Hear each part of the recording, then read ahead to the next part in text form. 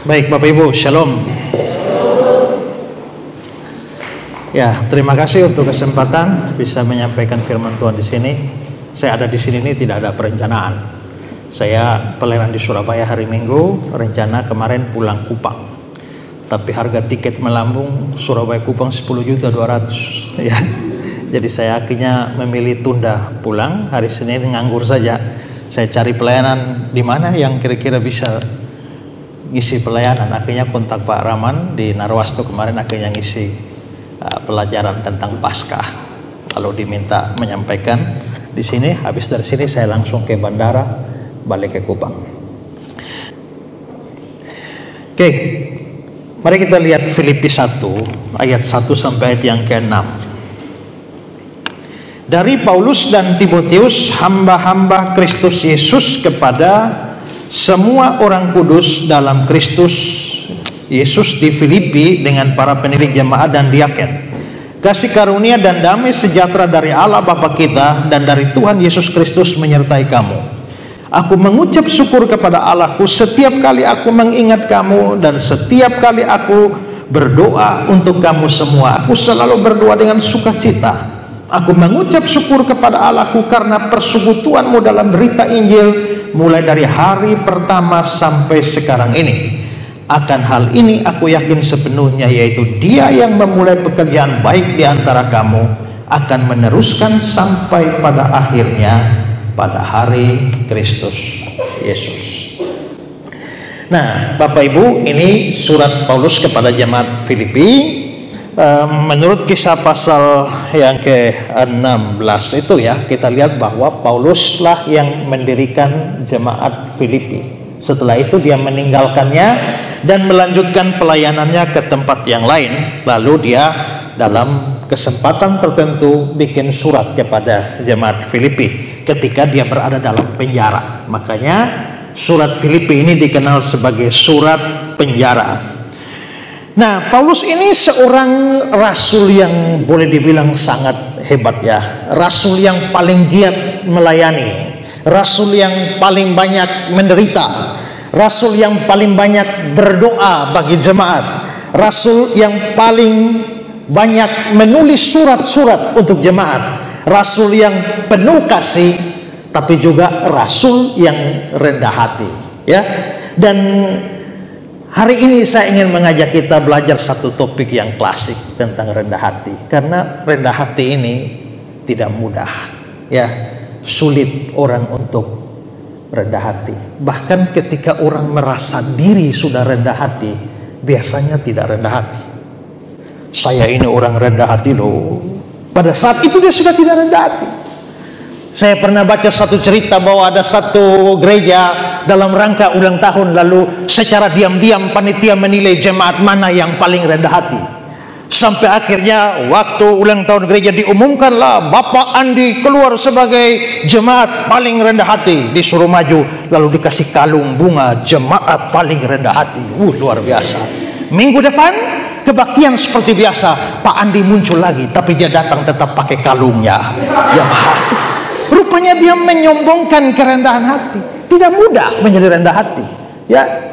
Saya di Kupang mengajar di STI Kupang. Waktu itu rektornya orang Sulawesi, istrinya orang Jawa. Lalu satu hari ada satu gereja dari Surabaya sini mau mission trip ke wilayah NTT sana. Nah, mereka kenal ibu rektor ini yang orang Jawa, dan mereka kontak dia, kami mau mission trip ke wilayah NTT, bisakah cari tempat? Oh bisa, tapi karena ibu ini orang Jawa dan dia belum tahu wilayah sana, ya dia kenal saya, dia panggil saya, lalu dia Esra, ini ada tim dari Surabaya mau melayani ini, bisakah Pak Esra siapkan? Oh bisa. Lalu saya mulai cari, lalu disiapkanlah tempat pelayanan di Rote.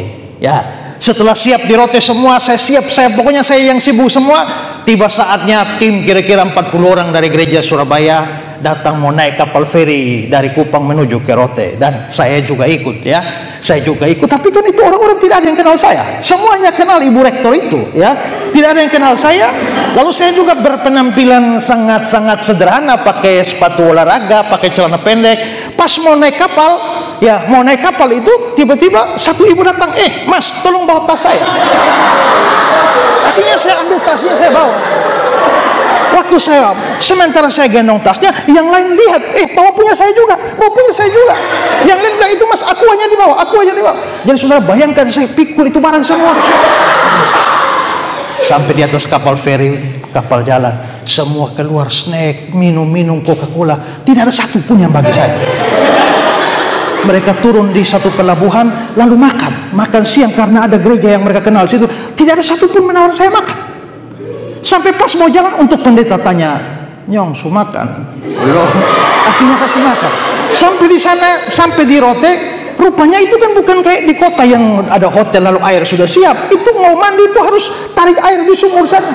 Dan mereka sudah terlanjur punya image bahwa saya itu adalah orang suruhan. Maka mereka tiap saat mau mandi suruh saya timba air, suruh sama terus. Lama-lama saya sudah naik darah. Lalu saya panggil itu ibu rektor, saya cerita semua, dan saya bilang, "Dan ibu, saya sudah tidak tahan lagi. Saya minta ibu kumpul mereka semua dan ibu kasih tahu saya ini siapa. Kasih tahu bahwa saya ini pendeta. Kasih tahu saya ini dosen, sekalian mata kuliah apa yang saya ajar. Kasih tahu semua. Kasih tahu saya bahwa saya ini adalah pembicara radio di Kota Kupang. Kasih tahu bahwa saya sudah tulis 200 buku rohani. Kasih tahu saya pengkhotbah KKR. Kasih tahu saya juga pelayanan di Pijar TV. Kasih tahu semua." Akhirnya ibu rektor kumpul mereka, kasih tahu cerita-cerita ini, Pak Esra ini seorang apologet, seorang pengkhotbah KKR, dosen ini segala macam. Ibu rektor ini om saya, ibu lupa satu, kasih tahu ada 200 buku yang saya tulis. Akhirnya dikasih tahu. Waktu mereka begitu, saya bilang, "Buka telinga, dengar baik-baik siapa saya." Jangan kurang ajar juga. Habis itu saya puas. Tapi setelah itu saya tunduk dan berdoa di Tuhan. Ternyata rendah hati itu susah ya. Tidak mudah untuk rendah hati. Baru diperlakukan begitu saja saya tidak tahan lagi. Dan seringkali masalah di dalam pelayanan banyak tuh karena orang tidak punya kerendahan hati. Nah, hari ini saya mau mengajak kita belajar dari kerendahan hati sang rasul, teladan kita ini. Nah, di dalam teks yang kita baca ini, Paulus sebenarnya menunjukkan kerendahan hati yang luar biasa. Dan kerendahan hati ini dalam 3 relasi. Pertama, dalam hubungan dengan Tuhan. Kedua, dalam hubungan dengan sesama. Dan ketiga, dalam hubungan dengan pelayanan, lebih tepatnya hasil pelayanan. Nah, bagaimana kita lihat pertama dalam hubungan dengan Tuhan, bagaimana Paulus tampil sebagai orang yang rendah hati. Pertama adalah dia menyebut dirinya hamba. Ayat 1, dari Paulus dan Timotius, hamba Kristus Yesus. Dia menyebut dirinya sebagai hamba. Dia seorang rasul, tapi dia dalam banyak surat lebih memilih menyebut dirinya sebagai hamba. Kadang-kadang dia menyebut dirinya sebagai rasul bukan karena kepengen diketahui sebagai rasul, hanya karena kerasulannya dipersoalkan. Dia akhirnya menegaskan kerasulannya dari Paulus, rasul Yesus Kristus. Tapi kalau tidak ada problem itu, dia lebih memilih menyebut dirinya sebagai hamba, doulos dalam bahasa aslinya. Dan saudara-saudara, doulos lebih tepat diterjemahkan budak daripada hamba. Dan seorang budak dalam budaya pada saat itu disamakan dengan barang. Hanya bedanya adalah barang tidak bernapas, budak bernapas, tapi sama-sama benda. Apa beda budak dengan meja? Sama-sama barang. Bedanya meja tidak bernapas, budak bernapas. Ya, dan dalam banyak peristiwa kita melihat budak itu diperlakukan seorang yang tidak punya hak atas dirinya sendiri, ya. Dan seorang tuan berhak membuat apa saja kepada budak. Mau potong telinga, mau salibkan. Itulah sebabnya ya, kalau seorang budak sampai mencuri, hukuman paling berat dari seorang tuan, salibkan dia. Atau misalnya kalau dia mencuri, maka mereka akan buat, kalau yang dari timur tahu itu sapi-sapi, orang biasa kalau sapi itu punya es rasoro maka dibikin es. Iya toh, bakar di api dulu baru cap. Nah, itu biasanya pencuri-pencuri budak-budak itu dibikin huruf V lalu taruh di sini. Fugitivus artinya pencuri. Saya pikir kalau koruptor sekarang taruh huruf K di sini juga bagus, ya kan? Nah, tapi kita bisa lihat dapat diperlakukan seburuk-buruknya, ya. Dan budak itu, coba lihat Matius 19 ayat 12, ya. Matius 19 ayat 12. Ada orang yang tidak dapat kawin karena memang lahir demikian dari rahim ibunya. Ada orang yang dijadikan demikian oleh orang lain. Ada orang yang membuat dirinya demikian karena kemauan sendiri, karena kerajaan Allah. Ya, daripada saya kawin terus pelayanan terganggu, ya sudah, tidak usah kawin saja, kerajaan Allah. Ada yang karena memang lahir demikian, dia cacat. Tapi ada yang tidak bisa kawin karena dijadikan demikian oleh orang lain. Itu bagaimana tuh konteksnya? Pada waktu itu tuan-tuan itu biasa punya gundik-gundik banyak. Lalu gundik-gundik itu dikasih di asrama putri, namanya harem. Untuk menjaga harem-harem itu ditempatkanlah beberapa budak laki-laki. Kamu jaga itu asrama putri. Tapi kan tuan takut, jangan sampai saya suruh dia jaga, dia pagar makan tanaman. Sebelum dia kasih jaga, ini budak-budak laki-laki yang mau jaga ini dikebiri semua dulu, dipotong alat kelaminnya, habis itu jaga supaya aman kan. Nah, maka budak yang telah dipotong alat kelamin dikebiri itulah yang namanya sida-sida, ya. Nah, jadi ada orang yang dijadikan demikian oleh orang lain, ini pasti menunjuk pada budak yang telah dikebiri. Artinya kalau Tuhan itu memilih untuk kebiri budak, itu pun budak tidak bisa apa-apa. Jadi memang budak adalah orang yang kehilangan hak atas dirinya, dan seluruh hidupnya apa yang dia mau, apa yang dikerjakan itu kehendak Tuhan, ya. Nah, pada waktu Paulus bilang dari Paulus, budaknya Yesus Kristus, artinya dia mau mengatakan dia tidak punya hak atas dirinya dan mengatur dirinya. Semua tergantung Tuhan. Hari ini banyak orang menyebut diri hamba Tuhan, tapi tidak punya hati hamba, tidak punya hati budak semacam ini. Tanggal 31 Agustus tahun 1995, itu pertama kali saya injak kaki di kampus TAN. Langsung ikut kebaktian pembukaan di sana. Dan satu khotbah perdana dari Pak Frans yang saya ingat sampai hari ini. Mari ikutlah aku, kamu akan kujadikan penjala manusia. Lalu Pak Frans bilang, pertama mari, ini adalah undangan yang sangat luar biasa, karena undangan ini datang dari Kristus sendiri. Bukan seorang pembesar yang mengundang, tapi Yesus Kristus yang undang. Mari ikutlah aku, ikut Yesus. Banyak orang tidak ikut Yesus, dia ikut denominasi tertentu, dia ikut aliran tertentu, dia ikut gereja tertentu, tapi dia tidak ikut Kristus. Yang ketiga, kamu akan kujadikan. Banyak orang ikut Tuhan, tapi mereka tidak mau dijadikan oleh Tuhan. Mereka mau menjadikan diri mereka sendiri. Dan yang terakhir, penjala manusia. Banyak orang tidak jala manusia, tapi jala uang, jala popularitas, dan sebagainya. Ya, dan ditutup malam itu, kehendak Tuhan laksanakan, ku tanah lihat kau penjunan, jadikan aku sesukamu, aku menunggu di kakimu. 31 Agustus 1995 jam 19:10. Pak Frans pasti lupa, saya masih ingat. Jadikan aku sesukamu, itulah hati seorang hamba. Saya tamat dari STAN dengan mimpi besar, kepengen menjadi pendeta kesohor di dunia, kalau perlu jadi teolog internasional. Karena itu saya tidak boleh tinggal di Kupang, kota kecil itu.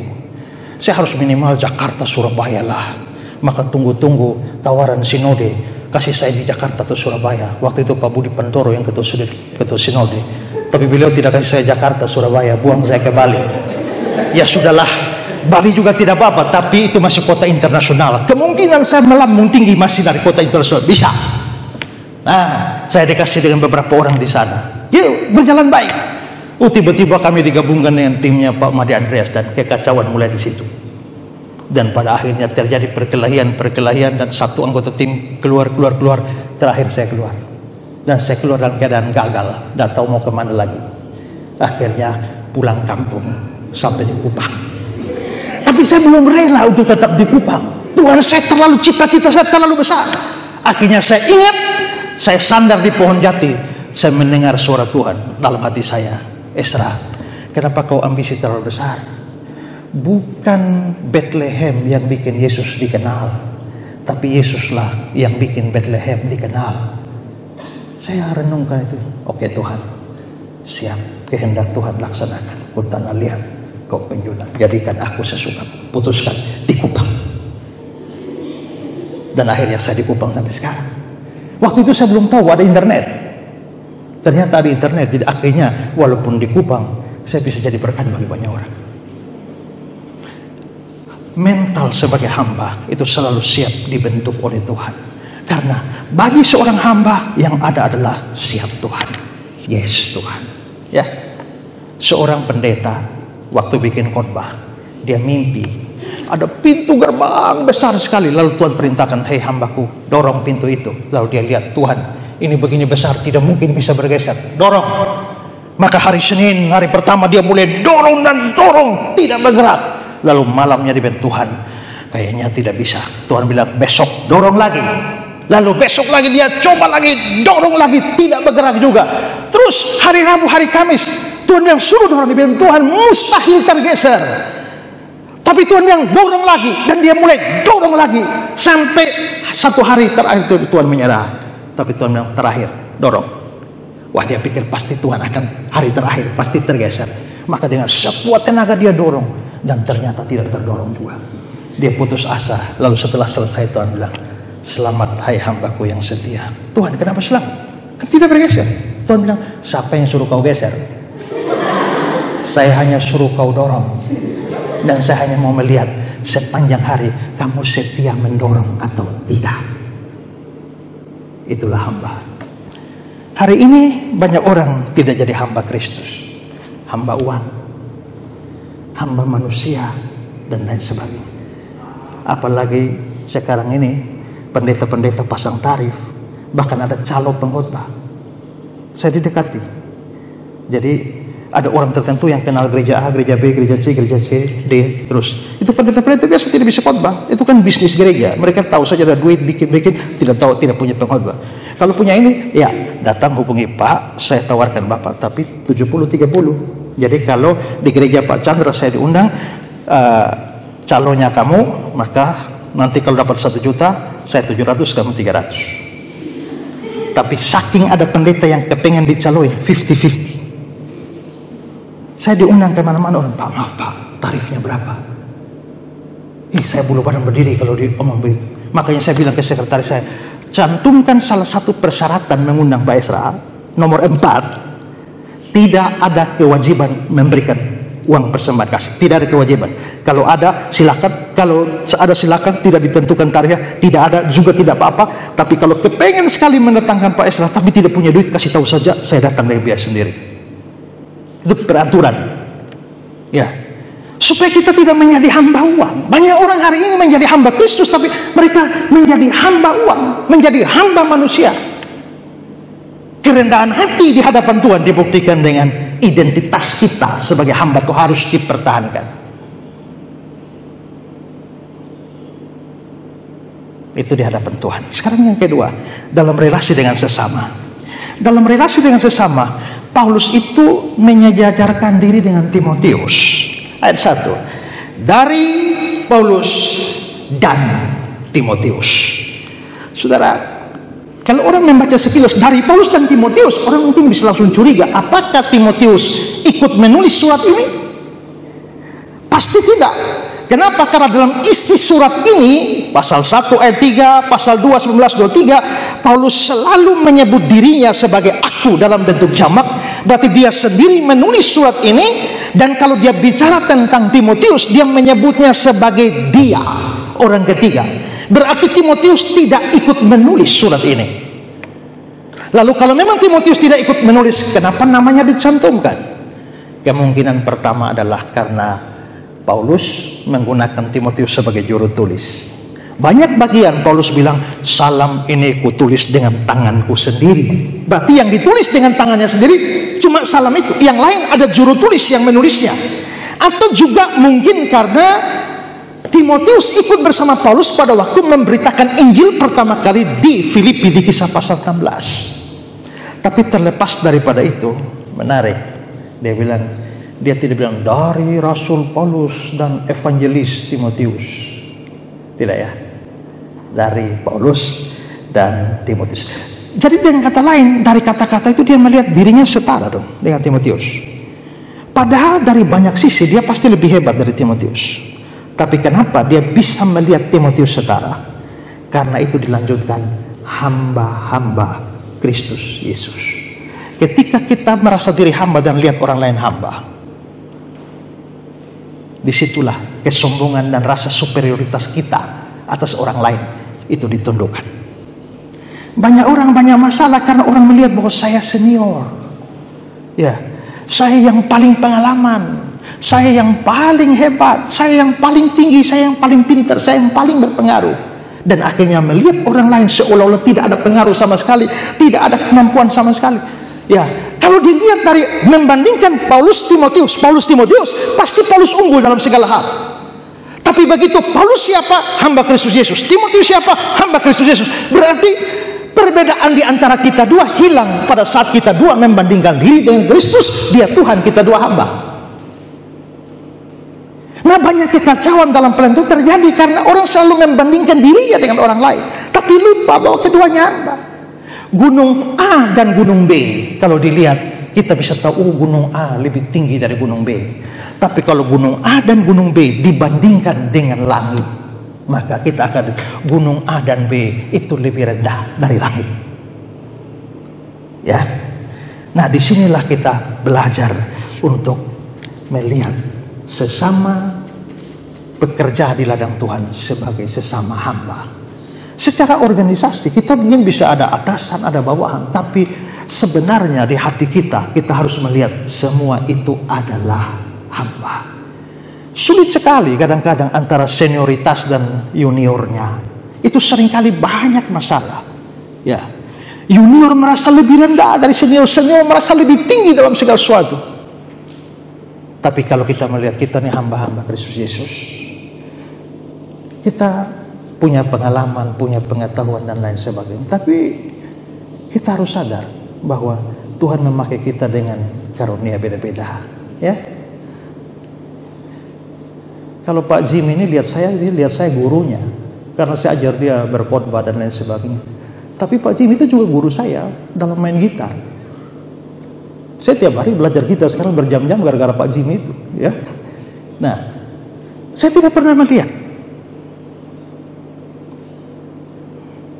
perbedaan-perbedaan itu, tapi kita sama-sama hamba di dalam Kristus Yesus. Yang ketiga, dalam hubungan dengan hasil pelayanan, kerendahan Paulus juga nampak. Ketika apa? Ketika dia menganggap bahwa hal-hal baik dalam diri orang Filipi itu adalah pekerjaan Allah. Perhatikan ayat 6. Akan hal ini aku yakin sepenuhnya bahwa dia yang memulai pekerjaan baik di antara kamu akan meneruskan sampai pada akhirnya. Saudara, di ayat 3 dia bilang, aku mengucap syukur kepada Allah setiap kali aku mengingat kamu. Setiap kali aku berdoa untuk kamu, aku selalu berdoa dengan sukacita. Ayat 5, aku mengucap syukur kepada Allahku karena persekutuanmu dalam berita Injil. Apa artinya persekutuan dalam berita Injil? Tafsiran pertama mengatakan bahwa orang Filipi itu menjadi percaya kepada Injil. Mereka bersekutu dengan berita Injil. Berarti mereka menjadi percaya pada Injil. Tafsiran kedua mengatakan mereka bersekutu dalam berita Injil. Berarti ini bukan hanya sekedar Injil, tapi pemberitaannya. Maka jemaat Filipi ini jemaat yang bukan hanya percaya pada berita Injil, tapi mereka aktif memberitakan Injil. Berarti ada prestasi rohani di dalam jemaat Filipi, yaitu mereka percaya pada Injil, mereka rajin memberitakan Injil. Nah, siapa secara manusia yang buat semua itu? Bukankah Paulus? Bukankah Paulus yang memberitakan Injil pada mereka? Bukankah Paulus yang mengajar mereka beritakan Injil? Dengan kata lain, sebenarnya prestasi Filipi itu adalah prestasinya Paulus. Tapi alih-alih menyebutnya prestasi dirinya, ayat 6. Akan hal ini aku yakin sepenuhnya dia yang memulai, bukan aku yang memulai. Salah satu ciri kerendahan hati adalah menilai bahwa semua prestasi pelayanan yang kita capai itu bukan karena kita.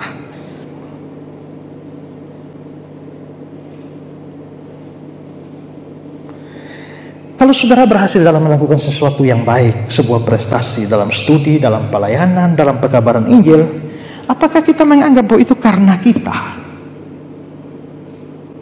atau karena Tuhan? Nah, ini penting sekali. Prinsip inilah yang Paulus bilang, aku menanam, Apolos menyiram, tapi Tuhan yang beri pertumbuhan.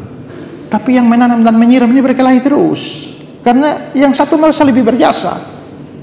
Kalau bukan ibu, tidak akan jadi begini. Kalau bukan bapak, tidak akan jadi begini. Kalau bukan saya, tidak akan jadi begini.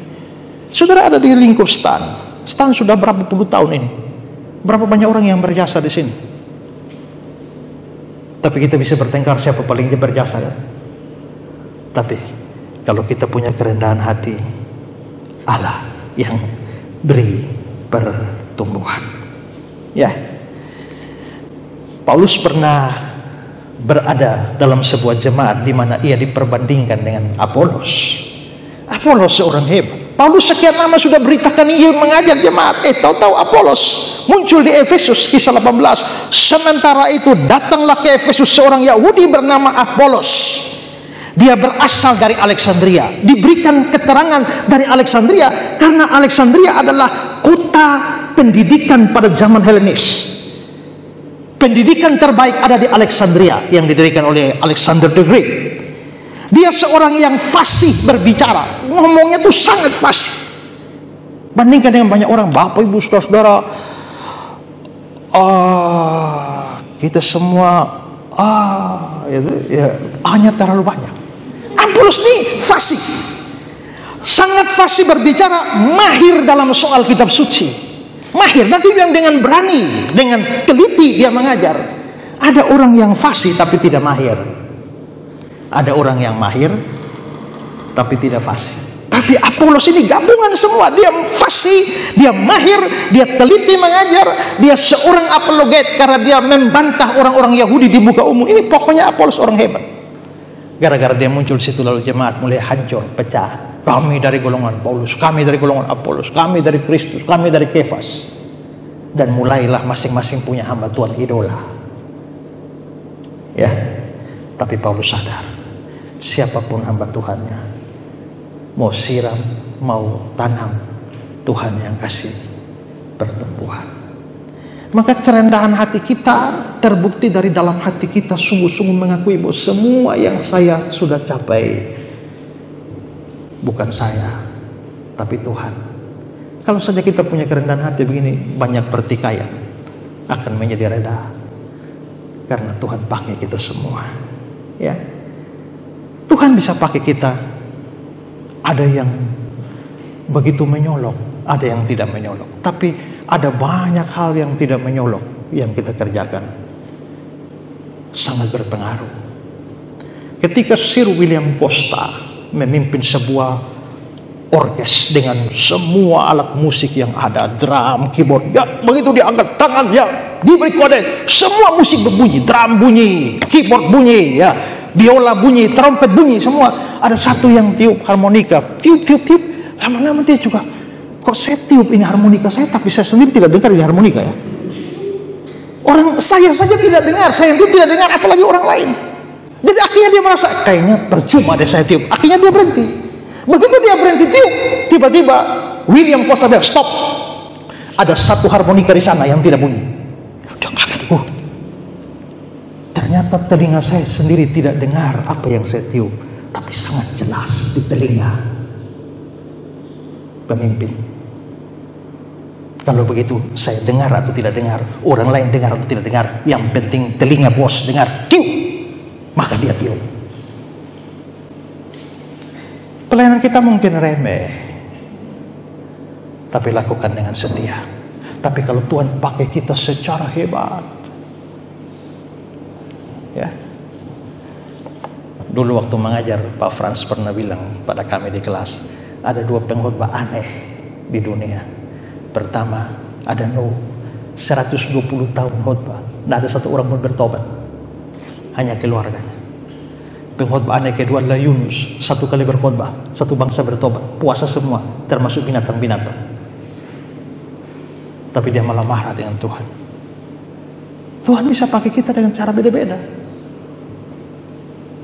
Tapi bagaimanapun juga, pada akhirnya, hasil akhirnya Tuhanlah yang beri pertumbuhan. Mari kita punya rendah hati. dalam hubungan dengan Tuhan, saya hamba. Dalam hubungan yang sesama, kita sama-sama hamba. Dalam hubungan yang hasil pelayanan, semua karena Tuhan.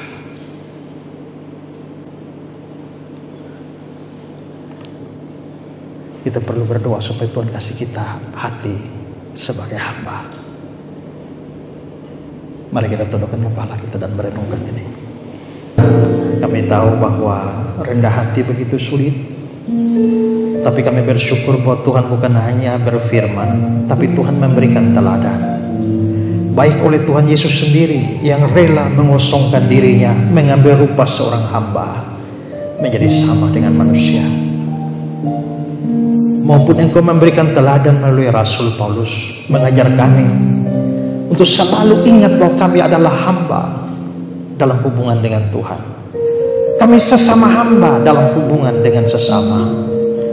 Dan kami hamba dalam kaitan dengan hasil pelayanan kami. Tuhan tolong kami supaya tetap seperti apapun dan jadi apapun kami tetap punya hati hamba ini. Sehingga hidup kami memuliakan nama, dan pada akhirnya kami boleh berbahagia. Karena pada akhirnya seperti Allah Bapa meninggikan Kristus dan mengaruniakannya kepada nama di atas segala nama, setiap lutut bertelut, setiap lidah mengaku, kami pun akan diangkat pada waktunya. Tapi sepanjang kami ada di bumi ini, biarlah kami sungguh-sungguh melayani dengan hati hamba. Dalam nama Yesus saya berdoa. Amin.